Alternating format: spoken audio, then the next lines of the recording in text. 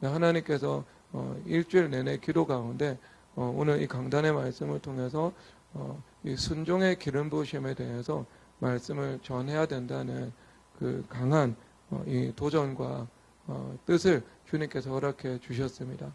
여러분, 하나님과의 관계와 사람과의 관계는요 서로 하나입니다. 그런데 우선순위는요 하나님과의 관계죠. 그러니까 하나님과의 관계보다 사람과의 관계가 더 앞서면 언제나 이것은 문제로 나타납니다. 고대 사회는 명예와 수치에 이 문화가 기저에 깔려 있습니다. 특히 이 셈족의 후예라고 볼 수 있는 이 중동과 아시아 지역은 더 그런 면을 많이 가지고 있죠. 그래서 일본에서는요, 한국과 일본의 GDP가 역전 직전에 있다, 1인당. 그럼 이거는 언론에 보도되지 않습니다. 왜냐하면은 수치스러워하는 일이기 때문에요. 그런 면을 가지고 있죠. 그리고 뭐 중국 같은 경우는 이 체면 문화가 많이 있고요. 그리고 중동도 같습니다. 그래서 그것은 이제 그 사회가 가지고 있었던 이 모습 때문인 거죠. 왜냐하면 우리가 아담으로부터 시작해서 이렇게 전 인류가 형성이 되잖아요. 그래서 조상의 조상, 조상의 조상. 저는 김의 김씨죠. 김의 김씨거든요. 그러면 끝까지 올라가면은요, 이 김수로왕이라는 한 분이 등장을 하잖아요. 그러면 이렇게 이제 아담으로 인해서 모든 민족이 형성이 되거든요. 특히 노아 이후에 셈과 함과 야벳이죠. 그러면 당연히 그 사회는 친족 중심으로 형성이 되어 있습니다. 그래서 그 친족과의 관계가 가장 중요하고요. 또 더 폭을 넓히면은 부족과의 이 관계에서 내가 어떻게 행하느냐, 이것이 나의 운명을 결정하는 문제가 됩니다. 그래서 아브라함을 보고 하나님께서 본토 친척 아비의 집을 떠나라고 말씀을 하십니다. 그래서 가족 한 사람도 없는 나그네가 되어서 이 가나안 땅으로 들어와서 이제 이 새로운 가족으로 이 주님께서 재편하시는, 영적인 가족으로 재편하시는 그 길에 들어서게 되는 것을 보여주고 있죠. 그래서 아브라함은 본질적으로 무엇을 배우게 됩니까? 사람과의 관계 이전에 하나님과의 관계가 가장 중요한 것을 그 믿음의 여정을 통해서 배우게 된 거죠. 그래서 하나님과의 관계보다 사람과의 관계가 더 중요하다.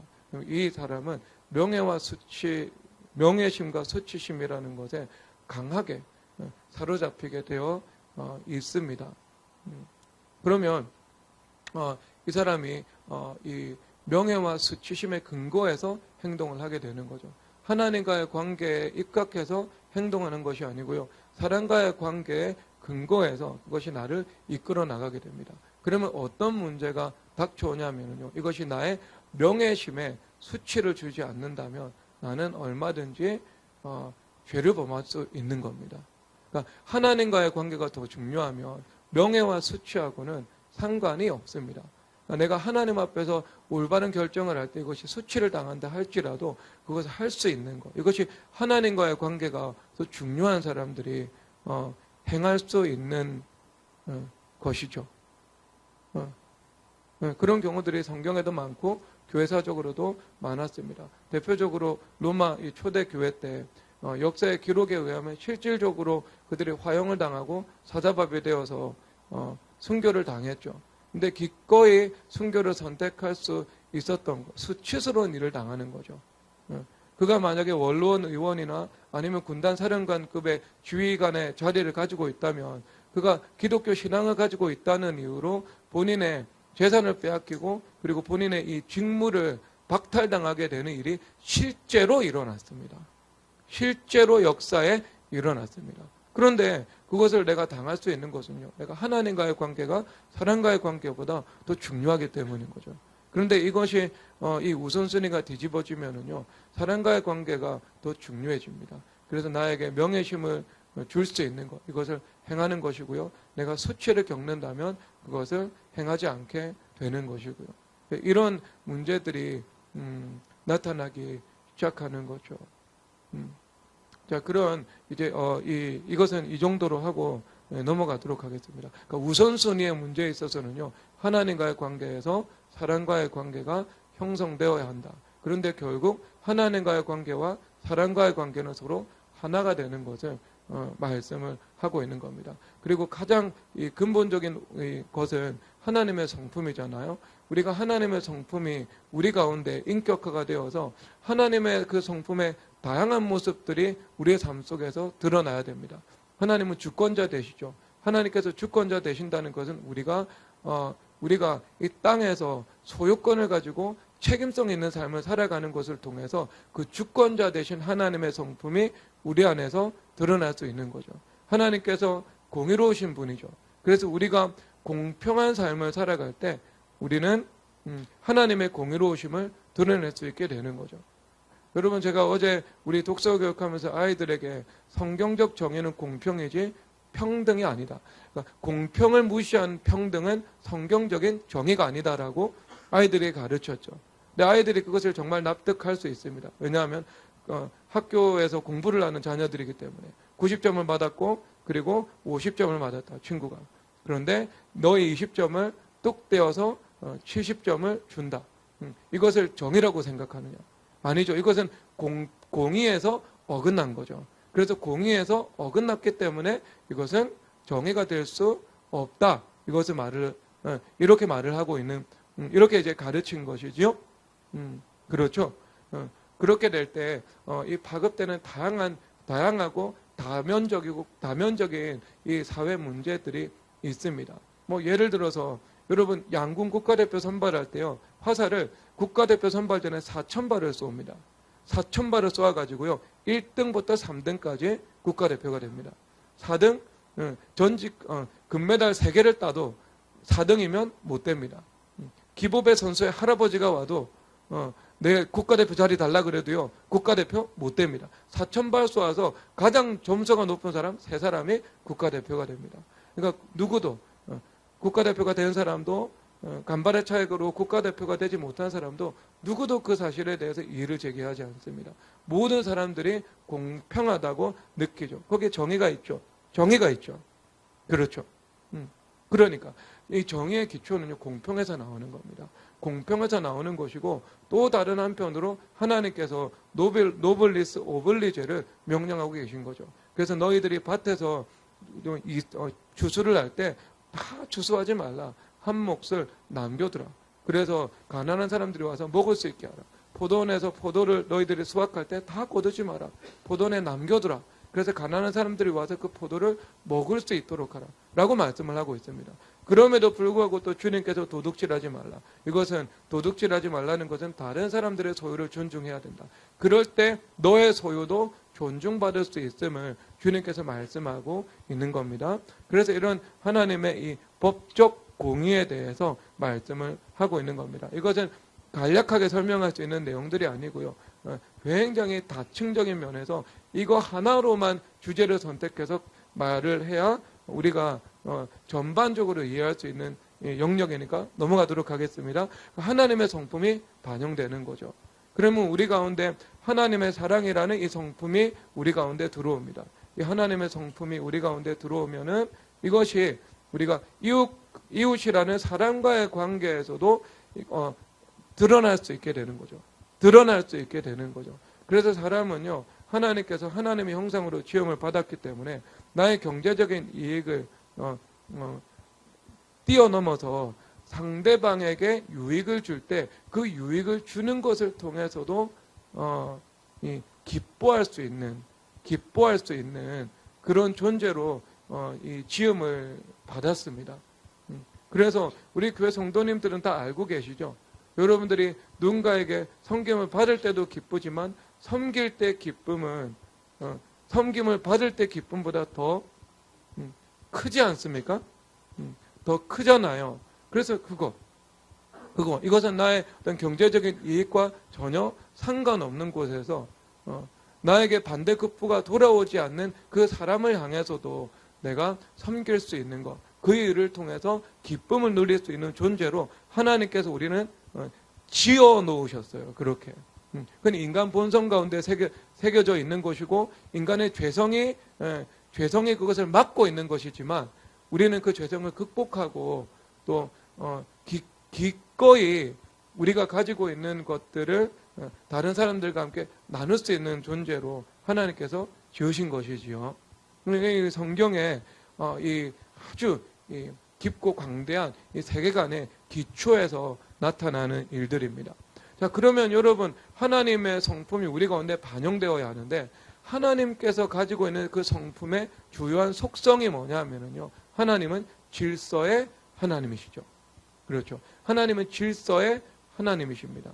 그래서 이 땅 가운데 질서를 주님께서 만들어 놓으셨습니다. 그래서 창조의 그 원상태, 하나님께서 빛이 있으라라고 말씀하시면서 빛으로 온전하게 만드시기 그 전의 상태를 혼돈하고 공허했다라고 말씀을 하고 있죠. 보시기에 좋지 않았습니다.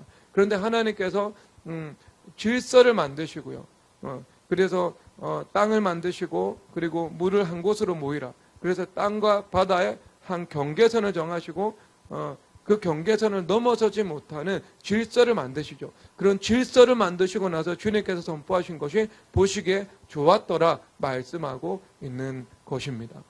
그래서 여러분, 하나님은요, 이 질서가 합당하게 복되게 이루어지는 것을 보고 주님께서 기뻐하십니다.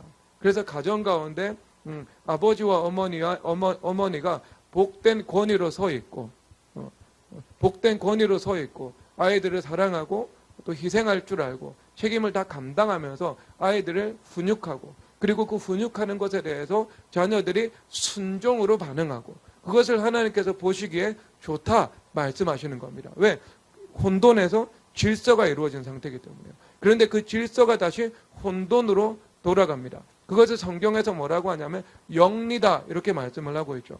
그래서 로마서 1장에서 우상숭배가 오면 영리가 온다 말씀을 하고 있습니다. 그 영리의 대표적인 현상이 동성애로 이야기를 하고 있죠. 그래서 남자가 남자와 더불어 부끄러운 일을 행하여 그들의 몸에 상당한 보응을 받았느니라. 순리대로 여자 쓰기를 버리고, 이렇게 말씀을 하고 있거든요. 그러니까 영리로 사용한다. 영리라는 것은 뭐냐 하면요, 순리의 반대말입니다. 이 순리가 하나님은 질서의 하나님이시다라고 말씀을 할 때 그 질서를 말씀하고 있습니다. 원어로는요. 그래서 그 질서가 깨트려진 상태, 이것이 영리죠. 그런데 그 영리의 대가는요, 누가 받는다고요? 자기 자신이 받는다. 상당한 보응을 자기 자신이 받는다. 자기 자신이 자신의 삶을 심판하는 것이다. 성경에서 말씀하고 있습니다. 그래서 영리로 살아가게 되면 그 영리의 대가는요, 자기의 삶에 분명히 나타납니다. 그래서 어떤 사람이 하나님께서 노아의 방주를 만드시고 그 온 우주적인 심판을 행하시는 그 순간에도 창을 만드셨잖아요. 창을 만드셔서 아침과 낮과 밤이라는 그 질서 안에서 규칙적인 생활을 할 수 있도록 만드셨습니다. 그렇죠. 그래서 하나님께서 쇠락하는 나라와 흥하는 나라의 속성에 대해서 말씀을 하는데, 쇠락하는 나라는 아침부터 왕과 귀족들이 잔치를 한다. 무질서하다는 거죠. 그런데 흥하는 나라, 복된 나라는 어떤 나라인가? 그 대신들이 기력을 보하려고 정한 때에 식사를 한다. 단순히 식사에 대한 이야기만은 아닌 거죠. 이 국가를 이끌어 나가는 지도자들의 삶에 규율과 질서가 분명하게 잡혀 있다.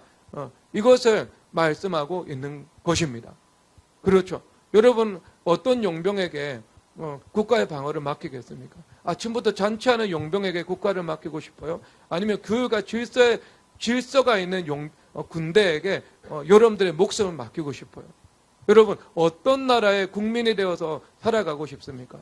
유럽에서 이렇게 말을 하더라고요. 유럽에서 최악의 삶의 질은요, 영국의 음식을 먹고 이탈리아 경찰이 지키는 그런 나라. 그리고 그리스가 정부고 그런 나라가 있어요. 그런데 독일의 정부가 있고, 독일 같은 정부 지도자들이 있고, 영국의 경찰이 있고, 프랑스의 요리가 있는 거. 날씨는 이탈리아는 날씨죠. 경찰이 아니에요, 여러분. 여러분, 어디에 여러분들의 운명을 맡기거나 어느 나라에서 여러분 살아가고 싶습니까? 여러분, 이 무엇을 말하고 있죠, 여러분? 그 나라가 가지고 있는 그 규율과 기강과 질서를 얘기를 하고 있는 거예요. 하나님 질서의 하나님이십니다. 질서의 하나님이십니다. 로마 사회에서 그래서 가장 복음화율이 높았던 사회가요, 군대입니다. 너무 이 하나님의 이 질서를요, 잘 이해하는 거죠. 하나님의 말씀에 순종하는 것과 상관의 명령에 복종하는 것이 너무 유사한 거예요. 그러니까 하나님과의 관계와 사람과의 관계가 하나가 되어서 움직여 나갈 수 있는, 그래서 그 직장 가운데서 예수님을 만날 수 있는 것, 하나님의 그 법이 실행되는 것, 그것을 그들이 경험을 한 거죠. 그래서 이것이 수평적인 사고로 이동이 되어 가지고요, 하나님께 충성하고 순종하는 일들도 너무나도 쉬웠던 것입니다. 그들의 입장에서는요. 여러분, 이 질서 그리고 영리의 질서, 무질서가 이루어지면은요, 그 국가도 쇠락하게 되고 조직도 분명히 쇠락하게 되고요, 쇠락하게 됩니다. 제가 일본어를 공부할 때 딱 한 번 보고 보지 않은 드라마가 있어요. 한 번 보고 보지 않은 드라마. 왜냐하면 제가 뭐 드라마나 영화나 유튜브나 인터넷을 안 하고 살아가기 때문에 일시적으로 공부하기 위해서 보았다가 거기에서 돌아가는 영적인 분위기가 제 영혼에 유익하지 않다는 것을 제가 발견을 했습니다. 그래서 한 번 보고 다시 보지 않은 건데요. 한자와 나오키라는 드라마거든요. 은행원이에요. 은행원이 자기 아버지가 그 은행에 대출을 받지 못해가지고요, 그 기업이 도산합니다. 그래서 아버지의 복수를 하는 거죠. 그러니까 일본인들의 의식 구조에는요, 이 복수가 있어요. 복수가 기독교적인 세계관은 아니죠. 그래서 셰익스피어가 그 햄릿 왕이라는 것을 쓰면서 그 복수의 그 파산 선고를 내리고 있잖아요. 그래서 그 복수의 세계관 가운데 모든 등장인물들이 죽임을 당하거든요.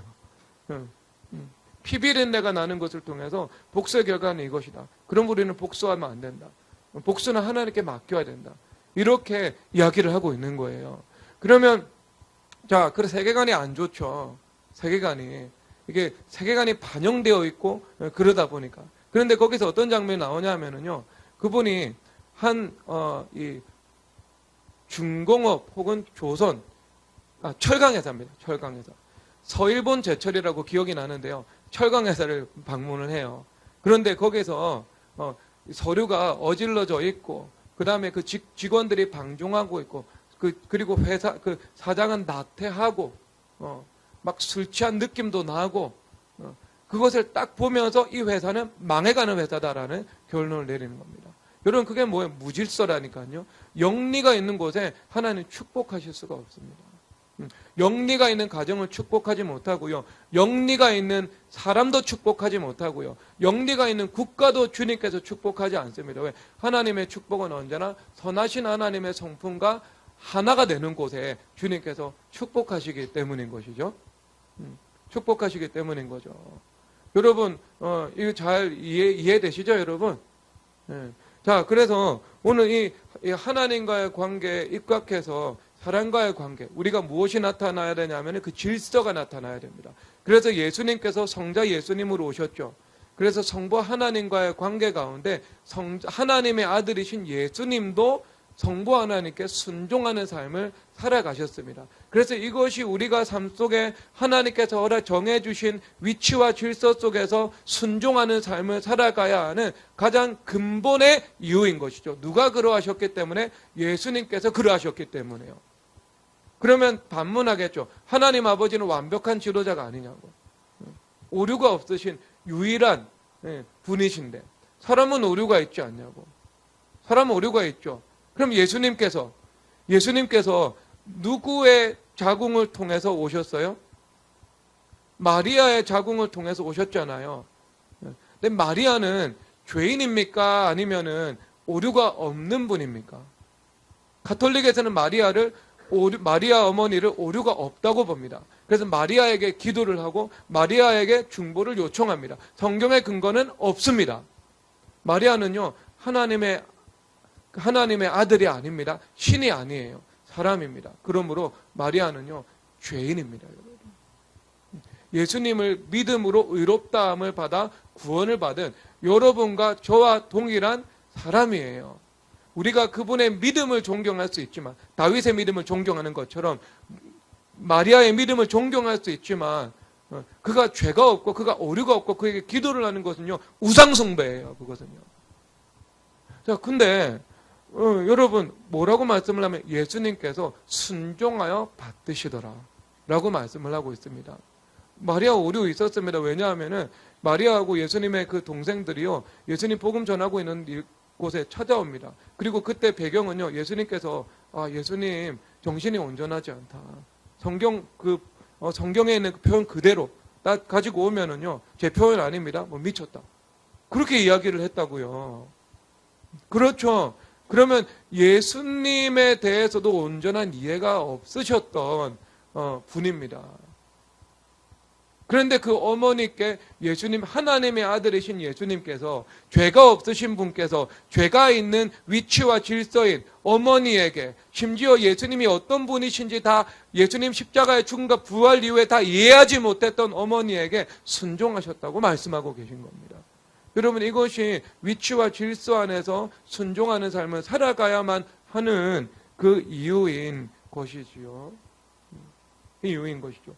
그래서 여러분 오늘 이 본문에서 보면 다윗의 아들 아도니아와 솔로몬 이 두 왕자가 등장을 하고 있습니다. 아도니아가 스스로 왕이 되고자 한다라고 말씀을 하고 있습니다. 이미 여러분 이 상황은요 솔로몬이 왕세자로 지명을 받아서 훈련을 받고 있는 상황이었습니다. 왜냐하면 이 이전에 하나님께서 여디디아라는 이름, 사랑받는 자라는 이름을 하나님께서 지어주시면서 다윗이 선포했습니다. 이 아들은 나의 후계자가 될 것이라고. 그리고 그것을 나단 선지자는요 알고 있었습니다. 사독도 알고 있었고 브나야도 알고 있었습니다. 모든 왕국의 이스라엘에 있었던 모든 사람들이 다 그 정보를 알고 있었습니다. 그런데요 여기서 누구와 모의하냐? 군대 장관이었던 요압과 대제사장 아비아달과 모의했다 이렇게 말씀을 하고 있는 것입니다. 그러니까 여러분 하나님과 교통함이 이루어지면은요 우리가 사람하고도 잘 소통하면서 살아갈 수 있는 사람이 됩니다. 그러니까 공감 능력이 없고 내가 사람과 소통할 수가 없고 그런 사람들은요 사실 하나님과의 관계도 점검해봐야 됩니다.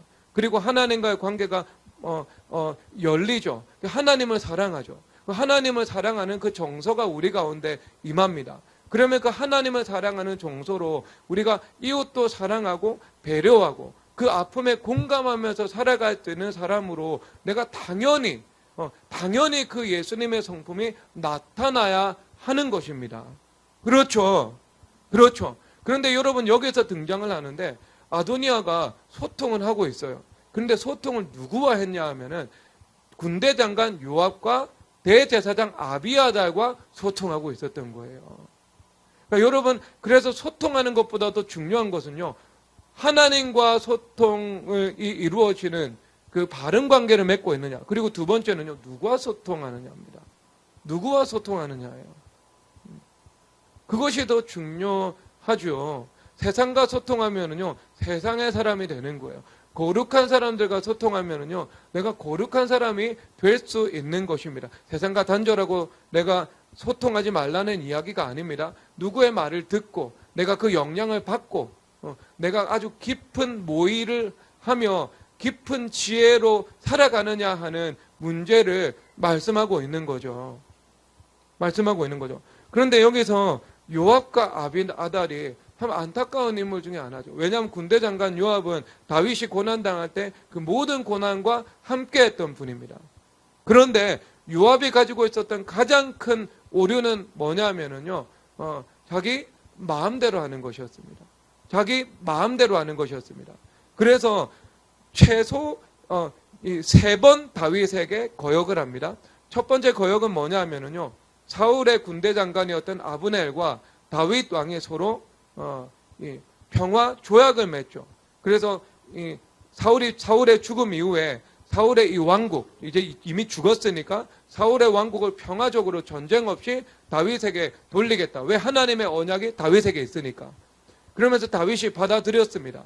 그런데 요압이 평화 시에 사울의 군대 장관이었던 아브넬을 죽여버리죠. 왜? 복수를 위해서요. 왜냐하면 자기의 동생이었던 아사엘이 전쟁 중에 요압에게 죽임을 당하거든요. 여러분, 교전 상태에서는요, 이것이 살인에 들어가지 않습니다. 왜냐하면 지금 다윗이 전쟁했죠. 이스라엘을 지키기 위해서. 많은 사람들을 죽이고 골리앗을 죽였습니다. 성경에서 이것을 살인이라고 이야기를 하지 않습니다. 여러분들이 군인이 됐습니다. 그런데 전쟁이 일어났어요. 전쟁이 일어나는 과정 가운데 국민의 생명과 재산을 보호하기 위해서, 나라를 지키기 위해서 여러분들이 적군을 사살했습니다. 그것은 살인이 아닙니다, 여러분. 성경에서 다윗이 한 번도 그 일로 회개한 적이 없습니다. 그런데 문제는 뭐냐면 교전 상황이 아니라는 거죠. 평화시라는 거죠. 평화시에 외교 사절로 온 아브넬을 무방비 상태에서 죽여버린 거죠. 개인적인 복수심에 의해서요. 그러니까 이것이 요압이 저주를 받는 가장 큰 원인이었습니다. 그래서 요압과 요압의 집은 저주를 받을 것이다. 다윗이 하나님의 말씀으로 선포를 해버리거든요. 선포를 해버리거든요. 그렇죠. 그리고 그 이후에 압살롬을 죽이지 말라는 부탁을 듣지 않고 압살롬까지 죽여버리죠. 그래서 언제나 자기의 뜻을 관철시키는 이 율법적 경량성을 강하게 가지고 있었습니다. 그래서 그가 그동안 하나님 앞에서 행했던 그 악이 쌓이고 쌓여서 마침내 하나님의 말씀이 머물러 있지 않았던, 공식적으로 지명받은 왕세자가 아니었던 아도니아의 쿠데타 모의에 함께 동참함으로 그의 생명과 명예까지 다 잃어버리게 되는 것입니다. 여러분, 그 안에 뭐가 있었어요? 거역이 있었어요. 거역. 그리고 여러분, 아비아달은 대제사장입니다. 근데 대제사장인데 아비아달은 사실 지금 이 열왕기상 1장까지요, 한 번도 그가 잘못했다는 성경의 기사가 등장하지 않고 있습니다. 그런데 아비아달이 죽임당할 만한 그 근거는 어디에서 찾냐면 조상 엘리의 범죄죠. 그래서 엘리의 후손이 이 아비아달이거든요. 그래서 엘리의 두 아들 홈리와 비느하스가 성전에서 사람들이 제사 드리는 그것을 강탈하죠. 성전에서 섬기는 여인들과 범죄를 하죠. 그래서 성경 말씀에 그가 저주를 자청했다고. 그리고 아버지가 금하였으되 듣지 아니하였다. 이렇게 말씀을 하고 있습니다. 그러니까 아버지가 금하였으되 듣지 아니하여서 그들이 저주를 자청했다. 이렇게 말씀을 하고 있는 겁니다. 그러니까 자신이 자신의 삶을 심판해버린 거예요. 그래서 하나님께서 엘리와 엘리 집에 주님께서 말씀을 선포하시죠. 그들 중에 그들이 제사장 직분을 다 박탈당할 것이고 죽임을 당하게 될 것이다. 그렇게 말씀을 하고 있습니다. 그럼에도 불구하고 주님은 오래 참으시는 분입니다. 무려 제사장 가문이 제사장의 직분을 박탈당할 것이라고 하는데요. 무려 5대까지 왔습니다. 아비아달의 아들 엘리 아들 비느하스의 아들 이가봇의 아들 아히둡의 아들 아히멜렉의 아들 아비아들 5대를 왔습니다. 주님 얼마나 오래 참으시는 분이에요. 그렇죠. 그러면 여러분 이것을 어떻게 봐야 되냐면요. 자, 그에게 주어진 이 운명에 의해서 그는 죽을 수밖에 없었다. 이렇게 봐야 될까요? 여러분, 그렇지 않습니다. 왜냐하면 성경은 다른 관점에서, 성경의 관점에서 성경을 해석해야 되잖아요. 그런데 하나님은 어떤 분이신가? 하나님 선하신 분입니다. 하나님 선하신 분이기 때문에요. 만약에 아비아달이 하나님을 향해서 악을 행하지 않으려는 강한 의도를 가지고 있고 선을 행할 의지와 선택으로 늘 그런 갈망 가운데 살아간다면요, 주님께서 그 악을 행하게 만드시고 죄를 짓게 만드시는 분이 아닙니다. 악인은 스스로 악을 선택하고요, 죄인은 스스로 자유의지로 죄를 선택하는 거예요. 그렇죠, 여러분. 그러니까 그가 정말 하나님을 향한 선한 마음을 가지고 살았으면 주님께서 그 마음을 존중하십니다. 그 마음이 없다 해도 간절히 주님 앞에 기도하여서 선한 마음을 창조해 달라고 기도를 드리죠. 주님께서 반드시 그 마음을 그 안에서 창조해 주셨을 것입니다. 주셨을 것입니다.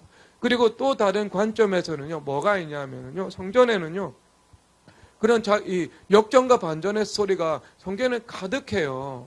가득해요. 그러니까 그 개인의 책임성을 주님께서 강조하신다니까요. 하나님의 주권과 함께 그 주권 때문에 내가 운명적인 삶을 살아가는 것이 아니고 그 하나님의 주권을 믿고 그 말씀을 믿는 믿음으로 나의 삶을 적극적으로 개척하는 것, 그것을 주님께서 기뻐하신다니까요. 그래서 호세아서 2장 9절에서 뭐라고 말씀을 하시냐면은 아골 골짜기를 소망의 문으로 삼으신다고 말씀하십니다. 여러분, 아골 골짜기는요, 괴로움의 골짜기예요.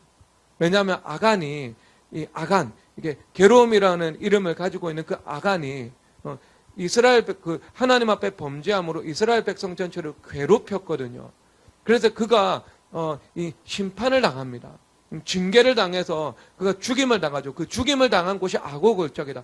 괴로움의 골짜기다라고 말을 하고 있습니다. 그런데 그 괴로움의 골짜기가 소망의 문이 될 것을 주님께서 약속하고 계신 것이죠. 아고 골짜기가 소망의 문이 될 수 있습니다. 그 성경에는요, 늘 이런 이야기로 가득 차 있죠. 가득 차 있죠. 그렇죠. 가득 차 있죠. 대표적으로 야베스잖아요. 고통과 슬픔과 상함이라는 이름을 가지고 있는데 극복했잖아요. 그가 환난이 없게 하시고 근심이 없게 하시고 나에게 복을 주시고 나의 지경을 넓혀달라고 기도를 드리시거든요. 그런데 거기서 근심이 없게 해달라고 기도를 드리는 거 똑같은 단어입니다. 야베스가 내 안에 있는 상함과 슬픔과 고통이 사라지게 하여 주시옵소서 라고 주님 앞에 기도를 드렸고 주님께서 그 기도를 들으셨다라고 말씀을 하고 있는 겁니다. 아비엘에게 기회가 많이 주어졌습니다. 기회가 주어졌어요. 그러면 아비아달 안에 무엇이 있었다는 거죠? 무엇이 아비아달 안에 이미 거역이라는 것이 자리 잡고 있었다는 겁니다. 우리가 농부가 땅을 경작하는 것처럼 그가 자신의 마음을 끊임없이 가꾸고 살아갔다면, 그래서 하나님께서 받으실 만한 선한 성품의 그릇이 되었다면 그런 일은 일어나지 않았을 것입니다. 지금 악을 행한 거죠. 다윗의 힘이 약해진 그 틈을 타서. 다윗의 힘이 약해진 그 틈을 타서요. 그가 틈을 타서요. 그렇죠. 악을 행한 거예요. 악을 행한 거. 오랜 기간 동안 주님께서 기회를 허락해 주셨음에도 불구하고 5대 동안 기회를 허락해 주셨음에도 불구하고요. 그는 그 기회를 활용하고 누리지 못했던 것입니다. 그러니까 안에 거역의 의도가 있으니까 다윗 왕이 지금 하나님의 부르심을 받기 직전의 상황이잖아요. 기력이 없죠. 판단력은 살아있지만 기력이 거의 없는 상황입니다. 그러니까 왕의 힘이 약해진 것을 알고 본인의 그 거역의 의도가 드러나 버린 것을 말씀을 하고 있는 것입니다. 여러분, 그거예요. 그거 지금 레임덕이잖아요. 다윗의 육체적인 기력이 약화되니까, 그리고 죽고 나면 이제 솔로몬이 자연스러운 그 절차에 의해서 그가 정통성 있는 왕이 되잖아요. 그러니까 지금이 기회라고 정략적으로 판단했던 거예요. 지금이 틈새의 시간이라고. 정권 인수가 이루어지기 전의 시간이라고. 가장 배은망덕하게 좋은 시간이죠. 이 시간이. 그래서 다윗의 뜻을 거역한 겁니다. 그러니까 여러분, 요 아도니아의 거역, 요압의 거역, 아비아델의 거역이 함께 악의 삼위일체가 되어가지고요. 이 왕국을 혼란에 빠뜨리는 그 시도까지 성공을 했던 것이죠. 근데 결국 이 하나님의 사람의 그 지혜와 담대함에 당해내지 못했습니다. 하나님의 말씀 앞에 패배한 거예요. 그래서 솔로몬이 왕위에 오르고 나서 그들 한 사람 한 사람이 그들의 실수로 하나님 앞에 심판을 당하게 됩니다. 이 일로 솔로몬이 심판하지 않았고요. 그들의 실수로 그들이 각각 하나님 앞에 심판을 받게 됩니다. 그들의 인생의 종언이요 율법주의의 맞춤이었던 것이죠. 그런데 여러분, 우리가 순종의 기름 부으심으로 살아갑니다. 그러면 그 순종을 통해서 하나님께서 베풀어 주시는 모든 은혜를 받을 수 있습니다. 그래서 여러분, 요셉에 대해서 뭐라고 말씀을 하냐면, 요셉이 주인에게 은혜를 입어 가정 총무가 되매라고 말씀을 하고 있죠. 그렇죠.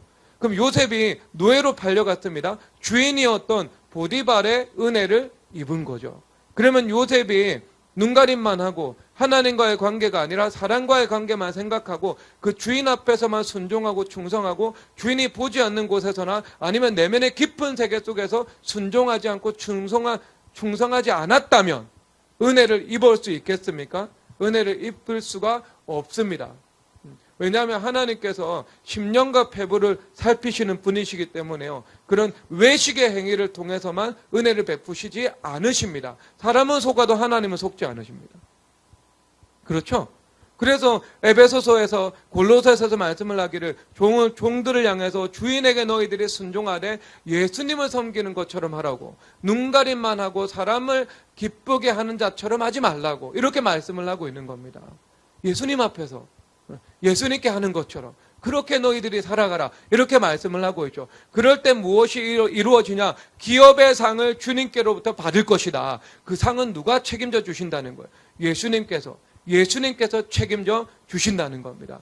때로 우리가 삶을 살면서 부당한 대우를 받을 수 있고 억울한 일을 내가 당할 수 있어요. 그리고 부당한 권위와 만남이 있을 수도 있습니다. 그럼에도 불구하고 여러분들이 기꺼이 하나님의 말씀을 믿는 믿음으로 하나님과의 관계 앞에서 내가 죽는 것을 선택합니다. 내가 죽어버립니다. 그러면 어떤 일이 이루어지냐면요. 잠언 14장에서 의인은 그의 죽음에도 소망이 있다고 말씀하십니다.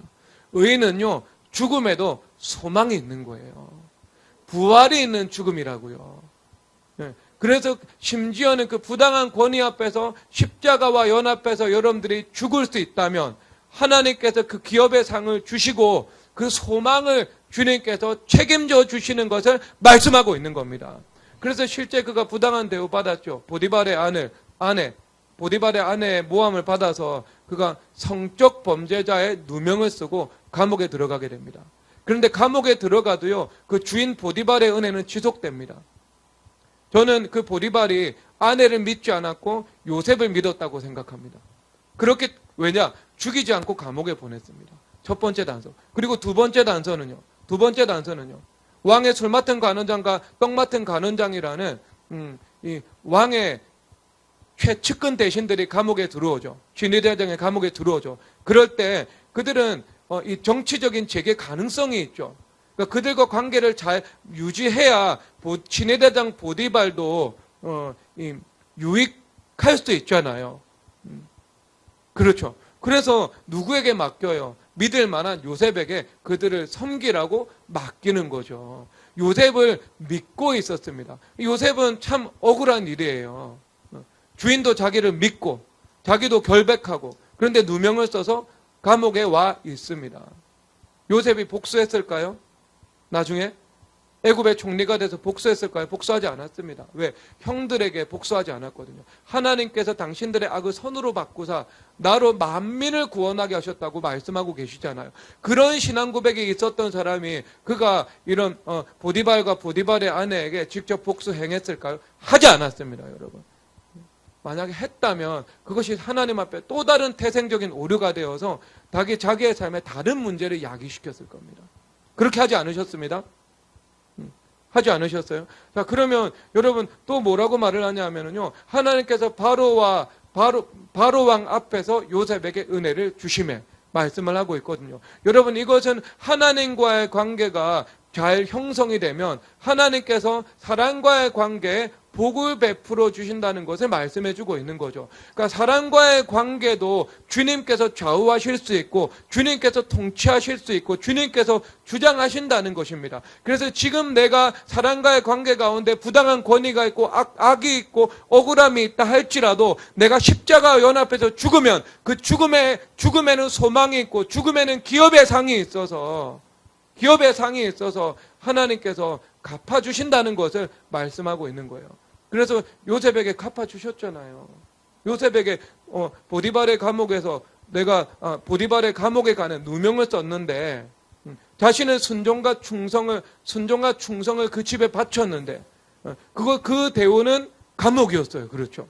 보디발의 집에 충성했는데 보디발의 집으로부터 온 그 대가는 감옥이고 누명이었어요. 그럼 누구한테 그 여러분 그 죽음의 선물을 받은 거예요. 하나님께 받은 거잖아요. 그래서 하나님께서 주신 기업의 상과 하나님께서 주신 그 의인의 소망이, 의인의 죽음의 소망이 무엇이었습니까? 애굽의 총리가 되는 것으로 주님께서 화답해 주신 거예요. 화답해 주신 거. 그래서 여러분들이 순종으로 살아가잖아요. 그러면 그 순종을 통해서 베풀어 주실 수 있는 모든 은혜를 베풀어 주십니다. 그래서 보디발을 통해서 베풀어 주실 수 있는 모든 은혜를 베풀어 주신 것이고, 그렇죠. 다니엘에게는요. 다니엘도 순종했잖아요. 그 바벨론 제국을 통해서 베풀어 주실 수 있는 모든 은혜를 주님께서 베풀어 주신 것을 말씀하고 있는 겁니다.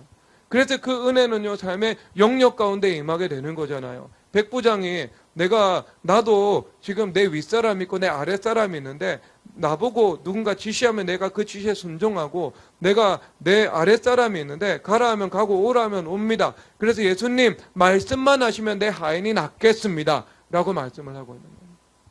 말씀을 하고 있는 겁니다. 그가 누군가의 권위로서는요, 사랑하는 거죠. 그렇죠? 권위도 있고 그 다음에 조율도 있지만 또 그 안에 종을 향한 사랑이 있잖아요. 자기 종을 사랑하는 거. 권위도 있고 규율도 있고 질서도 있고 지혜도 있고 다 있죠. 그리고 그가 최고의 권위 대신 하나님의 아들 예수님을 향해서는요, 뭐가 있어요? 복종에 있는 거예요. 순종이 그 안에 있는 것을 볼 수 있습니다. 그래서 주님과의 관계 가운데 순종이라는 문이 열려버리잖아요. 그러니까 그 성령 하나님의 그 크신 폭포수와 같은 은혜가 자기의 종이라는 그 삶의 모든 영역 가운데 임하게 되는 것을 볼 수 있는 것입니다. 그러니까 백부장은요, 당신 예수님과의 관계에서 받을 수 있는 최고의 은혜를 받은 거죠.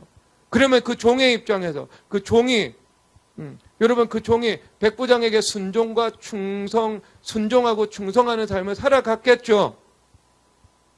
여러분. 태조 이성계가 동북지방의 군사를 가지고 쿠데타를 하거든요. 쿠데타를 한 이후에요. 그러면 여러분, 그들이 공신이고 집권 기반이잖아요. 그러면 조정에서 관료들을 임명할 때 그 동북지방 사람들을 집중적으로 주요 관직과 그 다음에 중추적인 조직에 임명을 해야 되잖아요.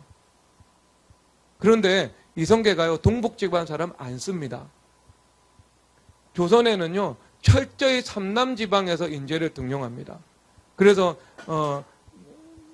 경기 기호사림, 이것은 경기 서울, 그러니까 저 같은 이제 종로 토박이들이 이제 들어가는 거고요.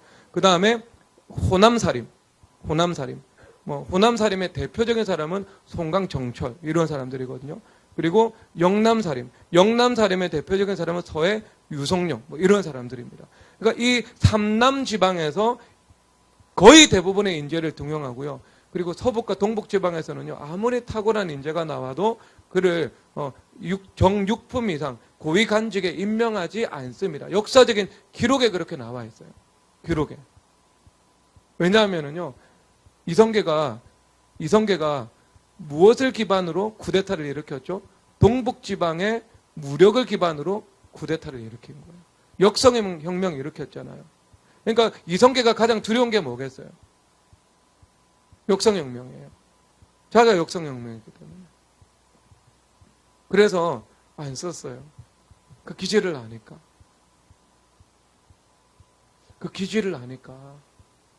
그렇죠, 여러분. 그러니까 여러분 쿠데타한 사람도요, 쿠데타의 기질을 가지고 있는 사람 싫어하더라고요. 역사적인 자료입니다. 그런데 여러분 그러니까요. 이건 이제 정치적인 것이긴 하지만 우리는 그런 관점에서 움직이는 사람이 아니잖아요. 예수님 중심이잖아요. 우리가 하나님과의 관계에서 하나님께서 이 땅에 질서를 세우셨고 위치와 질서를 세우셨고 그리고 그 권위를 통해서 주님께서 일하시는 것이 분명한 사실이고 그리고 주님께서 우리 가운데 순종하는 삶을 명령하셨잖아요. 주 안에서 순종하라고. 그렇죠. 명백히 성경을 대적하지 않는 한 순종하라고 주님께서 주셨잖아요. 그러니까 우리가 주님의 말씀에 입각해서 그 말씀을 믿는 믿음으로 순종할 수 있는 거죠. 그리고 내가 십자가와 연합하여서 죽음을 선택할 때 그 죽음 가운데 기업의 상으로 그리고 소망으로 갚아주실 수 있는 예수님께서 우리 안에 계시기 때문인 겁니다. 그러면 나의 죽음, 그 십자가와 연합을 통해서 예수님께서 나의 주인이 되어 주시잖아요. 예수님 말씀에 순종한 거니까 예수님께서 주인이 되어 주시죠. 그러면 예수님께서 그 모든 관계를 예수님 중심으로 다스려 주시고 인도해 주시고 복을 주시는 것입니다. 그래서 예수님께서 그 관계를 통해서 하나님께서 은혜를 베푸신다니까요. 그 관계를 통해서 그 관계를 통해서 베푸실 수 있는 모든 은혜를 주십니다. 여러분들이 그 중심을 가지고 살아가면은요. 회사에서 그런 중심이 있으면은 그 회사를 통해 베풀어 주실 수 있는 모든 은혜를 주십니다. 여러분들이 스승과의 관계에서 그런 관계가 형성되죠. 그 스승을 통해서 베풀어 주실 수 있는 모든 은혜를 주님께서 베풀어 주십니다. 예범이가 고등학교 다닐 때 우리 미래교회 왔잖아요. 그런데 그 고등학교의 분위기가 아주 선생님 앞에 거역하는 분위기가 충만했대요. 선생님께 대잡어 써붙이고 선생님이 수업을 하면은 다 엎드려서 자고 자기 하고 싶은 일하고 그런 분위기가 정말 충만했대요. 근데 교회 와서 수익적 사고의 삶을 살아가고 겸손과 순종의 삶을 살아가고 위치와 질서 안에서 삶을 살아가라고 했잖아요. 그래서 그가 태도가 360도는 그 자리네요. 360도를 돌고 180도 한 번 더 돌았어요. 유일하게 수업에 고개 들고 수업 듣고 있었대요. 그러니까 선생님이 얼마나 이쁘겠어요. 그렇죠. 학생부 잘 써주고. 근데 하나님께서 삶의 은혜를 베푸신 것 같아요. 왜냐하면은 예보미가 하나님께 받은 최고의 은혜는요. 연세대 심리학과 떨어지고 연세대 동문과 떨어지고 성균관대 데이터학과 들어간 거예요. 저는 이게 최고의 복이라고 생각합니다. 하나님 복을 주셨어요. 왜냐하면 제가 일본의 히토츠바치 대학의 노구치 유키오 교수님이 쓴 책을 지금 읽고 있거든요. 그 책에서 도요타와 삼성과 애플의 생산성을 비교를 하고 있더라고요. 도요타보다 삼성이 1인당 부가가치가 2배 정도 높고요. 그리고 애플은 3배에서 4배, 4배 정도 더 높습니다. 이 1인당 생산성이요. 그러면서 그분이 무슨 말을 쓰냐면 데이터 자본주의다. 데이터 자본주의다라는 말을 쓰더라고요. 그러니까 그분이 말을 하는 게 뭐냐면 돈을 벌어오지 못하면 나눌 것도 없다는 거예요. 그러니까 돈을 벌어와야 되는데 국가의 돈을 버는 힘이 중요한데 미국이 이 돈을 버는 힘이 일본과 한국하고 비교가 되지 않는다. 라고 말을 하면서 그 핵심을 어디에 두고 있냐면 데이터 자본주의에 두고 있더라고요. 그러니까 미국에 있는 거대 IT 기업들이 이 막대한 돈을 벌어들이고 그것이 1인당 비교할 수 없는 그 높은 생산성을 자랑하고 있고 이것이 미국이 가지고 있는 경제적인 힘의 원천이 된다. 그러므로 일본도 지금 산업의 구조를 리모델링 해야 된다라고 말하는 내용이었습니다. 내용이었어요. 여러분, 이 데이터를 모르면은요, 여러분 인공지능을 모르는 거죠, 그렇죠? 그러니까 인공지능의 바탕에는 데이터가 있기 때문에 데이터에 대해서 이해하는 것은요, 굉장히 중요한 내가 살아갈 수 있는 그 미래 자산이 되는 거죠. 하나님께서 은혜를 베풀어 주신 거 아니겠어요, 여러분? 저는 순종이 없었으면은요, 하나님께서 그렇게 은혜를 베풀어 주시지 않았을 거라고 생각합니다. 그런데 여러분 그 순종을 통해서는요, 무엇이 바뀌냐면 학교가 바뀌는 게 아니에요. 학교는요, 하나님의 섭리 안에서 이 학교 갈 수 있고 저 학교 갈 수 있겠죠. 그렇죠. 그때는 안타까워했죠. 연세대를 못 가가지고. 그런데 여러분 그런 제가 말을 하는 것은요, 연세대 갈 사람이 성균관대를 간 게 복이다라는 관점에서 말을 하고 있는 것이 아니고요. 그 인생 전반 가운데 하나님께서 베푸시는 그 운명을 바꾸시는 하나님의 은혜를 말씀을 하고 있는 겁니다. 그래서 성경에서는요, 역사의 운명이 바뀔 때가 있고 각 개인의 운명이 바뀔 때가 있는데요. 개인의 운명과 역사의 운명이 바뀔 때 둘 중에 하나입니다. 기도할 때 아니면 순종할 때입니다. 기도할 때 아니면 순종할 때입니다. 그럴 때 그 개인과 역사의 운명이 뒤집어지는 것을 성경에서 늘 말하고 있습니다. 기도는 순종할 수 있는 은혜의 힘을 흘러넘치도록 공급받는 거잖아요. 그렇죠. 기도 없이 순종이 없거든요. 기도 없는 순종은 율법주의죠. 내 힘으로 하는 순종이죠.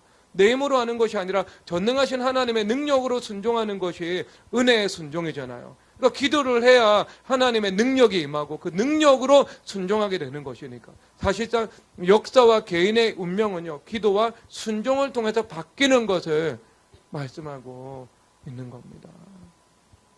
여러분, 예수님 없는 죽음은요, 이 소망이 없는 죽음이에요. 소망이 없는 죽음이에요.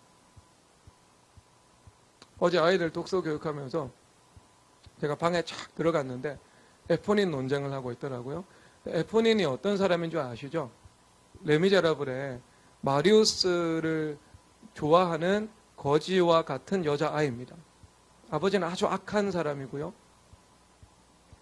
그가 거린과 같은 이 삶을 살아가고 있는데 마리우스를 좋아해요. 근데 마리우스는 코제트를 사랑하잖아요. 마리우스를 이끌고 폭동의 연장으로 데려가거든요. 에포닌이. 그런데 마리우스가 곤충의 그 탄환에 의해서 죽임을 당할 그 위기에 처합니다. 그런데 그 발사되는 그 총구 앞에 에포닌이 손을 탁 가져다 대거든요. 그래서 마리우스 대신 자신이 죽어요. 자신이 죽어요.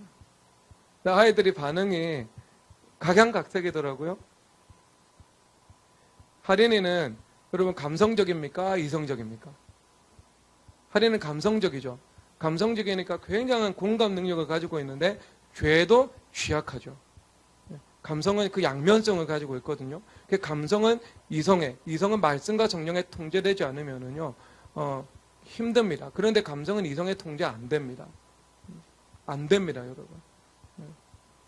안 됩니다, 여러분. 대통령 되는 의지력을 가지고 있다 하더라도요, 죄에 탐닉하기 시작하면은요, 그 죄를 스스로의 힘으로는요, 끊어내지 못합니다. 그런데 이제 뭐라 그러냐면 아련하다. 이렇게 아련하다. 그렇게 느끼는 거예요. 그리고 우리 서해는요, 자기를 사랑하지 않고 다른 여자를 사랑하는 사람을 위해서 죽는 것이 납득이 안 된다. 그러니까 이건 실리적인 접근이죠. 아빠가 은행에서 일하니까 현실적인 접근을 하고 있는 거예요. 낭만이 없어. 낭만주의 소설을 읽고 있는데 낭만이 없어.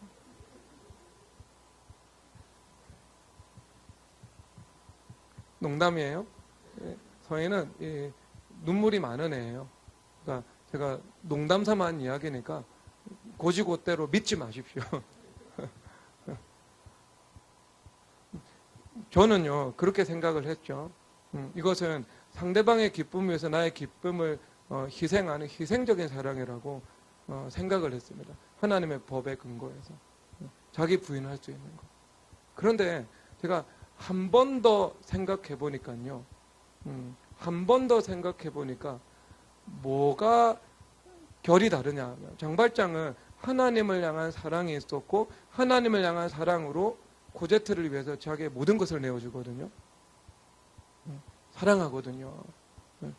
자베르까지도 용서하거든요. 그런데 그 모든 이 장발장의 생각하고 행동하고 선택하는 그 근거는요, 하나님 앞에서입니다. 하나님과의 관계예요. 내가 하나님과의 관계가 어긋나서 천국에 살 것인가? 하나님과 바른 관계를 맺고 그럼에도 불구하고 내가 그 안에서 내가 고통스러운 삶의 현실을 내가 선택할 것인가 하는 문제에서 후자를 선택했습니다. 물론 여러분 이것이 인생의 전부를 설명하는 것은 아닙니다. 왜? 의인의 죽음에는요, 소망이 있기 때문에. 십자가와 연합 가운데는요, 부활과의 연합이 있기 때문에. 그래서 예수님은요, 세상의 빛이에요. 복음이 들어가는 곳에는요, 절대 소망이 있습니다. 절대 긍정이 있어요. 하늘이 무너져도 살아날 구멍이 있는 곳. 여러분, 그것이 세상의 빛이 되신 예수 그리스도께서 계신 곳입니다. 우리는요, 소망이 있는 그 밝은 삶을 살아갈 수 있어요. 그게 우리의 가능성이고, 우리의 믿음이고요. 그렇죠. 우리가 이 땅의 삶을 살아가는 한, 나에게 주신 사명이 있는 거죠. 부르심에 입각해서 살아가는 것이고요. 그런데 문제는 에포닌의 죽음은요, 예수님 없는 죽음이에요. 예수님 없는 죽음이에요. 그러니까 소망 없는 죽음이죠. 참 안타깝다라는 생각이 들었습니다. 그런데 여러분, 우리는 그렇지 않습니다. 세상에 있는 그 수많은 관계가 있고, 관계 가운데 내가 때로는 희생해야 되는 경우도 있고, 손해를 겪어야 되는 경우도 있고, 내가 무언가 불편한 것들을 감수해야 되는 경우들이 있고, 내가 선을 행했지만 그 행한 선이 도리어 비방이나 핍박으로 돌아오는 것을 경험해야 하는 그런 순간도 있습니다. 그런데 그럴 때 여러분들이 하나님의 주권자 되신 하나님을 신뢰하면서 기꺼이 십자가와 연합해서 죽는 것을 여러분들이 선택할 수 있다면 그 일을 통해서 예수님께서 영광 받으십니다. 그리고 영광 받으신 예수님께서 주인 되셔서 다시 우리의 삶을 바꾸시기 시작합니다. 그래서 부활의 삶을 주님께서 허락해 주시고 소망을 주시고 우리 가운데 기업의 상으로 내가 겪었던 그 손해나 손실하고는 비교할 수 없는, 좋게 비교할 수 없는 하나님의 그 영광스러운 부활의 은혜를 여러분 가운데 선물로 허락해 주시는 것입니다. 요셉에게 허락해 주신 그 부활의 선물을 여러분 가운데에도 허락해 주시기를. 그래서 여러분들이 아도니아의 그 거역의 길을 걸어가는 것이 아니라 솔로몬과 브나야와 나단 선지자와 사독 대제사장이 걸어갔던 그 순종의 복된 길을 위치와 질서 안에서 삶의 모든 영역에서 걸어가게 되시기를 주 예수 그리스도 이름으로 축복합니다. 그럴 때 하나님께서 베풀어 예비하신 모든 은혜가 여러분 삶의 영역 가운데 폭포수처럼 그리고 때로는 세밀하게 임하게 될 것입니다. 이 시간 찬송하도록 하겠습니다. 나 주님의 기쁨 되기 원하네.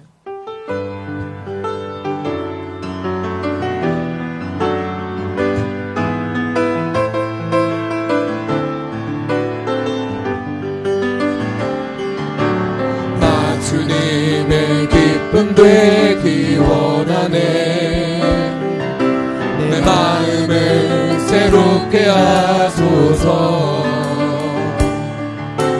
새 부대가 되게 하여 주사. 주님의 빛 비추게 하소서. 내가 원하는 한 가지 주님의 기쁨이 되는 것. 내가 원하는 주님의 기쁨 겸손의 삶을 사는 것. 내가 원하는 한 가지 겸손의 삶을 사는 것.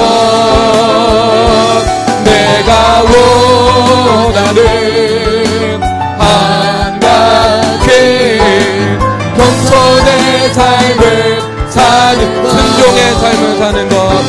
내가 원하는 한 가지 순종의 삶을 사는 것. 내가 원하는 한 가지 순종의 삶을 사는. 내가 원하는 한 가지. 내가 원하는 한 가지 순종의 삶을 사는 것. 내가 원하는 한 가지 순종. 마지막 내가 원하는 한 가지 순종의 삶을 사는 것. 내가